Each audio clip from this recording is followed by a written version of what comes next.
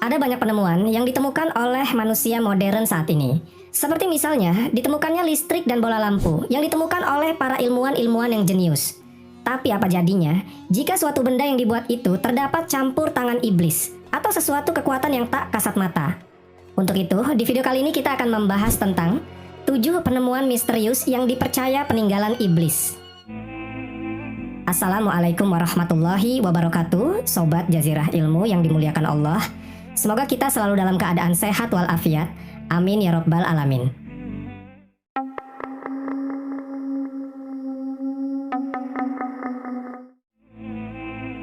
Gua Longyo adalah serangkaian gua berukuran beragam yang letaknya di Bukit Phoenix.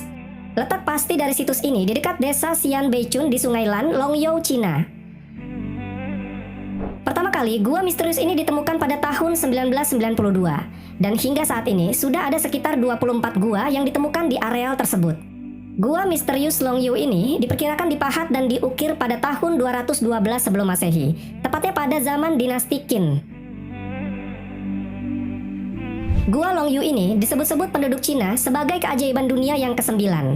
Situs Gua Longyo ini terdiri dari 24 gua yang terdapat batu sejumlah jutaan meter kubik yang sampai sekarang masih menyimpan misteri tentang bagaimana cara orang-orang dulu membuat gua ini. Yang padahal pada abad sebelum Masehi belum ada alat-alat berat yang canggih seperti sekarang ini. Tentunya ini mengundang tanda tanya para ilmuwan mengenai teknologi seperti apa yang digunakan pada masa itu.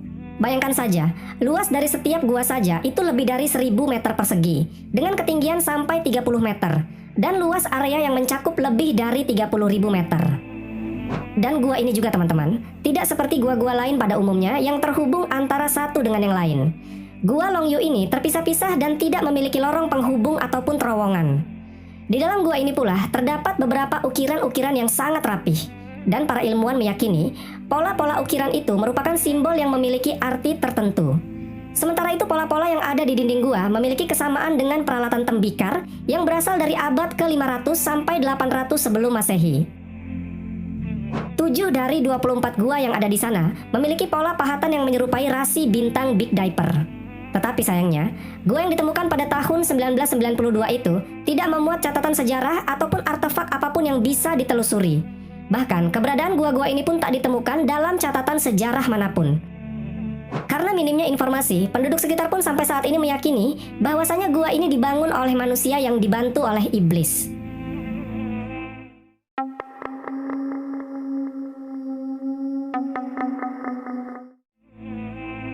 Ada sebuah peta misterius yang ditemukan oleh Halil Edem di bawah tanah Istana Turki pada tahun 1929. Peta itu dibuat oleh Ahmed Muhyiddin Piri, atau yang biasa dikenal dengan Piri Reis. Piri Reis adalah seorang laksamana angkatan laut dari Kesultanan Ottoman abad ke-16. Dia memiliki keahlian di bidang navigasi, geografi, dan menjadi kartografer. Jadi pada tahun 1513, Piri membuat peta yang menarik perhatian dari para ilmuwan, lantaran dia berhasil memetakan kepulauan di Atlantik dan dunia timur seperti Jepang. Padahal dunia barat sendiri baru menemukan Antartika pada tahun 1773 lewat perjalanannya yang dilakukan oleh James Cook dari Inggris. Artinya, peta yang ditulis di atas kulit oleh Piri ini 260 tahun lebih tua daripada peta yang dibuat oleh Inggris. Peta yang dibuat Piri ini pun mempunyai keakuratan yang di luar nalar. Sampai-sampai pengarang buku Erich von Daniken berpendapat bahwa Piri Reis menggambar peta itu dari luar angkasa. Padahal di abad ke-15 belum ada teknologi ataupun pesawat yang bisa mencapai luar angkasa. Dan adalah hal yang mungkin bila peta itu dibuat oleh kekuatan alien atau kekuatan yang tak kasat mata. Piri Reis sendiri menulis dalam buku Kitabi Bahriye yang artinya buku bahari. Di dalam buku itu, Piri mengaku bahwasanya dia tak pernah berlayar ke Atlantik. Terlepas dari petanya yang misterius, peta yang dibuat Piri Reis ternyata berkontribusi besar bagi ilmu geografi dan navigasi di masa selanjutnya. Kendati demikian, Piri Reis harus dihukum mati pada tahun 1554 karena menolak mendukung Gubernur Basro dalam pertarungan melawan Portugis di Teluk Persia. Nama Piri Reis sekarang banyak digunakan dalam berbagai kapal yang ada di Turki.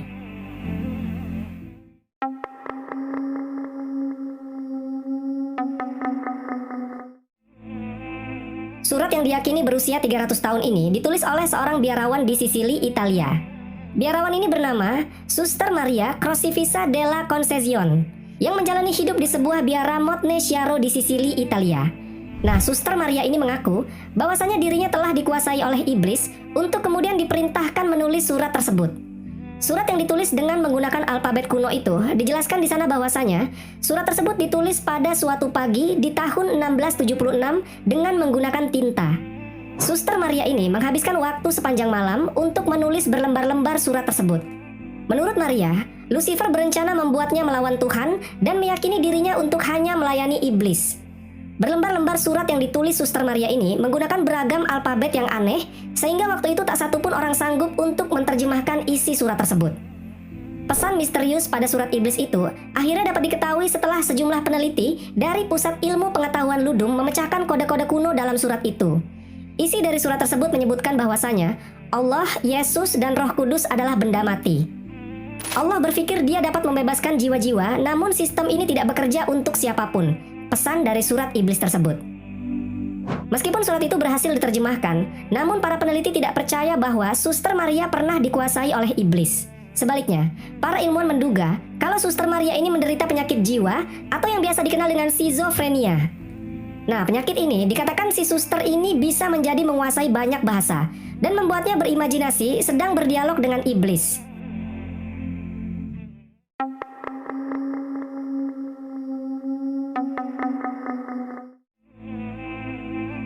Pada tahun 1938, seorang arkeolog yang bernama Wilhelm Koenig menemukan sebuah guci tanah liat di wilayah Khujut Rabu, Baghdad.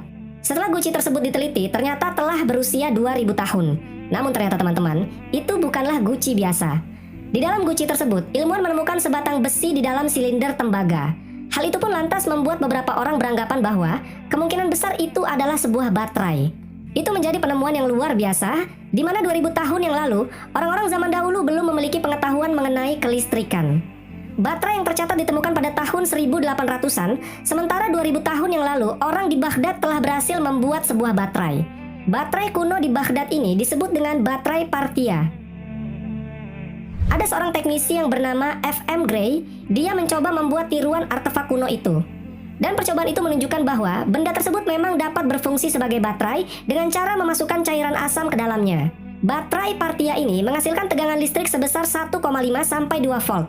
Menurut Paul Kaiser dari Universitas Alberta, kemungkinan baterai Parthia ini digunakan sebagai alat analgesik atau penahan rasa sakit pada masa itu.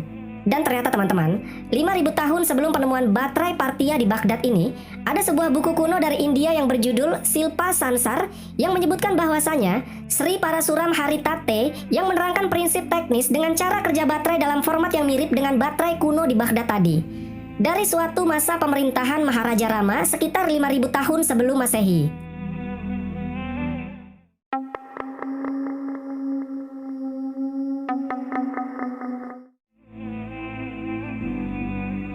Kodeks Gigas alias Kitab Setan dianggap salah satu manuskrip terbesar yang pernah ditemukan di planet ini.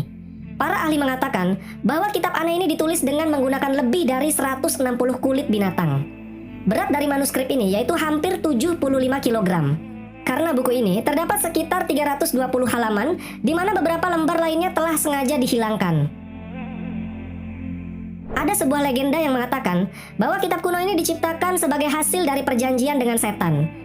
Manuskrip ini kemudian disebut dengan Kitab Setan karena terdapat ilustrasi setan yang sangat besar di bagian dalamnya.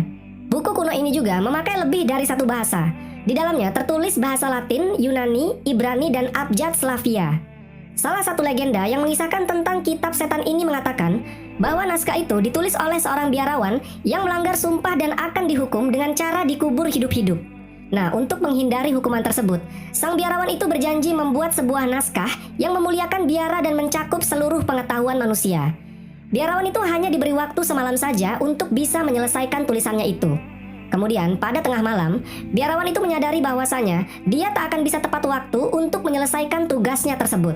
Akhirnya, dia pun membuat suatu permohonan yang bukannya dilakukan pada Tuhan, malahan dia meminta bantuan pada iblis.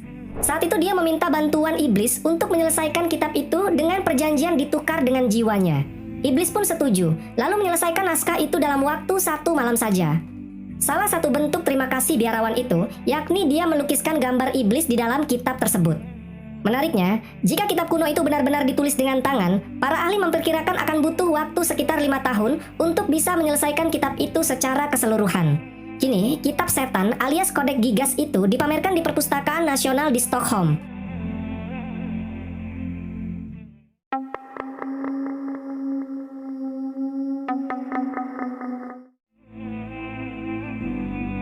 Peneliti di timur Serbia menemukan sebuah gulungan emas dan perak yang berisi mantra sihir.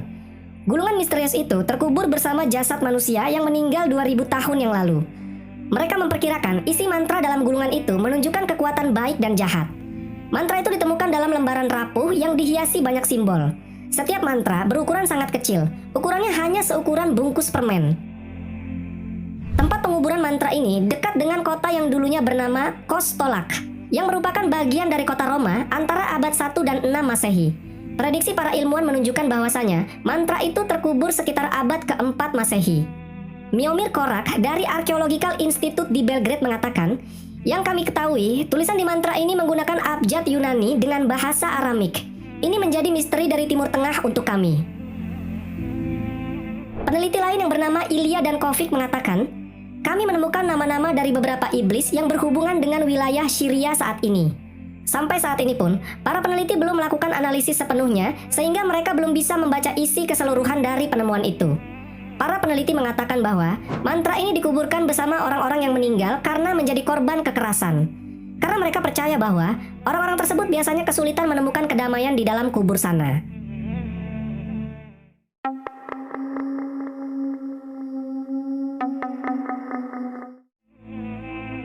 Ada penemuan benda aneh di dekat pulau Antikitera Yunani pada tahun 1901. Waktu itu para penyelam tak sengaja menemukan sebuah benda aneh di dalam kapal era Romawi yang tenggelam di wilayah tersebut. Benda ini berbentuk kotak persegi dengan roda gigi dan dial serta prasasti kecil yang tertulis di atasnya. Awalnya mereka kira ini hanyalah sebuah alat kuno yang berfungsi hanya untuk memprediksi gerhana. Ternyata benda ini adalah sebuah kalkulator mekanik yang menjadi cikal bakal terciptanya komputer saat ini. Penemuan ini dinamakan dengan mekanisme Antikitera. Penemuan benda aneh ini menimbulkan beberapa pertanyaan. Siapa yang membuat benda ini? Dari mana benda ini berasal dan untuk apa benda itu dibuat? Dari beberapa pertanyaan itu, baru-baru ini para peneliti mengklaim telah menemukan tanggal pasti kapan mekanisme Antikitera itu dibuat, yaitu pada 22 Desember 178 sebelum Masehi. Namun, temuan ini ditanggapi skeptis oleh Alexander Jones, seorang profesor sejarah di New York University.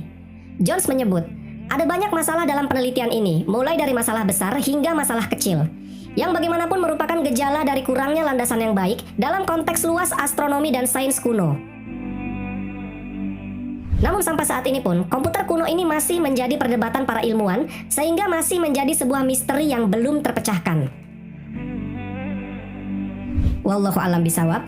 Jadi itulah 7 penemuan misterius yang dipercaya peninggalan iblis. Semoga kisah ini bermanfaat. Lebih dan kurangnya mohon dimaafkan. Yang benar datangnya dari Allah Subhanahu wa Ta'ala. Khilaf atau keliru itu datangnya dari saya pribadi sebagai manusia biasa. Sampai ketemu di kisah-kisah seru yang penuh makna selanjutnya. Saya akhiri. Wassalamualaikum warahmatullahi wabarakatuh.